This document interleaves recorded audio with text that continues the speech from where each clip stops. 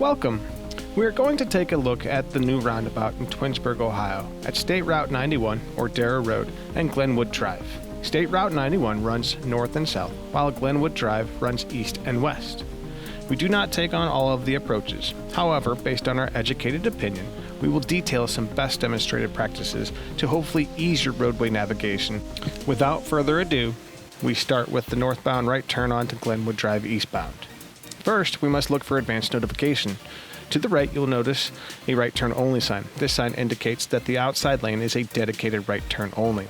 The pavement markings also help with advance notification. As can be seen, the outside lane stays consistent with the previous sign, right turn only, whereas the inside lane concludes that your movements are defined as a through movement, north on 91, or a left turn onto West Glenwood Drive. Advanced notifications help determine your vehicle movement. In this case, we will be making a right turn onto East Glenwood. On our approach to the roundabout, there is additional signage. First, the pedestrian crosswalk highlighted by the signs to the left and the right of the roadway.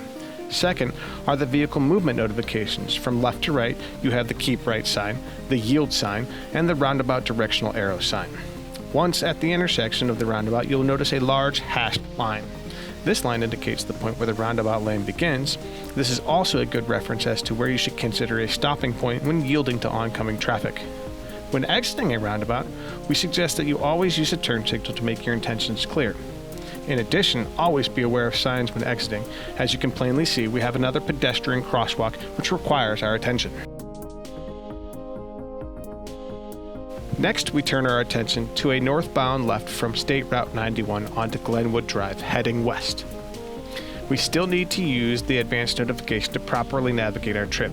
As seen previously, we have the right turn only sign indicating the right lane is dedicated to right turns only. Pavement markings once again reinforce the signage. However, because we are making a left turn this time, the proper lane use, as described by the pavement markings, is the interior lane.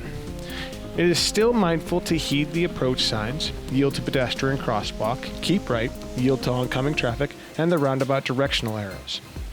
At this point, your gap integrity is now in play. The green highlighted area is where you should be expecting oncoming traffic to come from, and our current vehicle location is an advisable area to consider your options. Currently, there is no oncoming traffic from the roundabout or the West Glenwood extension, so we continue to proceed with our approach. An oncoming vehicle has now entered our periphery. Based on our vehicle location and that of the oncoming traffic, we need to determine the assured distance. In our educated opinion, an assured distance of approximately 3 car lengths, shown by the highlighted area, should be more than sufficient to merge into the roundabout. Now, in the roundabout, we are an example of a less than sufficient assured distance. At an approximate 2 car lengths, which is highlighted in red, the vehicle attempting to enter from East Glenwood has properly yielded to our vehicle. Once we have committed to remaining in the roundabout past the northbound exit, we can begin to indicate our intention to exit the roundabout at West Glenwood Drive. And as always, continue to look for additional signs and potential liabilities when exiting the roundabout. We will now navigate a through movement heading southbound on State Route 91. You'll notice a few signs that we had previously not seen. We start with the circular intersection ahead sign, combined with the street sign Glenwood Drive and the suggested speed limit of 15 miles per hour. Following that, an additional sign indicating right lane must turn right, then the pavement markings delineating proper lane use, the interior lane for both a through movement to southbound 91 and a left turn onto Glenwood Drive east, and then the exterior lane is for right turns onto Glenwood Drive west. The advance notification of a yield ahead sign warns drivers of the upcoming need to yield to both pedestrians and vehicular traffic. As you should have noticed, there is special attention being made to the exterior right turn only lane. There is yet another advance notification that the outside lane is strictly a right turn only. Failure to adhere to these notifications can and will result in a crash. The approach signs show up again. Yield to pedestrian crosswalk, keep right, yield to oncoming traffic, and the roundabout directional arrows. We begin to look for our gap integrity now. In this situation, we have a vehicle exiting the roundabout, a vehicle on approach to the roundabout, and a vehicle already in the roundabout. When close enough, we can determine that the blue car, which was already in the roundabout, has made their intention clear and is exiting the roundabout going northbound. This is a green light, a go for us. Once in the roundabout, and just before our exit, we will again indicate using our turn signal that we intend to exit going south onto State Route 91. Don't forget to pay close attention to additional notifications or crosswalks. Now on to our final approach, an eastbound through movement from Glenwood Drive west to Glenwood Drive east.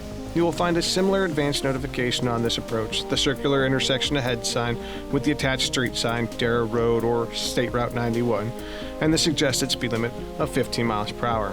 This approach gives us an opportunity to discuss a pertinent design feature of roundabouts.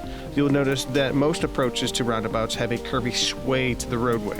This intention is to A, reduce or slow your approach speed, B, enter your vehicle into the roundabout at an angle intended to prevent major accidents typical of traditional intersections, such as a T-bone or a head-on collision, and C, to keep the flow of traffic moving.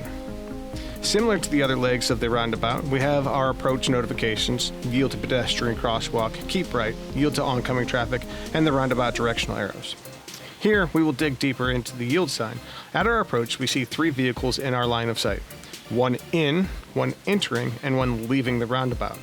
This situation cautions us to reduce our approach speed, although the vehicle leaving the roundabout looks unassuming, giving us a gap. It is not. The clear exit gives the vehicle entering the roundabout the right of way to enter.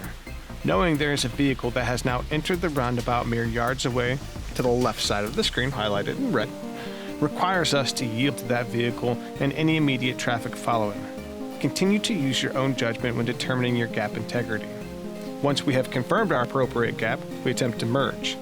The vehicle which we yielded to is now in front of us and continuing along the arc of the roundabout. Had the black sedan positioned itself in the roundabout to exit, similar to the red highlights, we would have had to have come to a complete stop. However, it has stayed on the interior trajectory of the circle, allowing us to freely flow into the roundabout at a reduced speed just behind it. Don't forget to use your turn signal to indicate your intention to exit the roundabout, and keep an eye out for signs and pedestrians when exiting.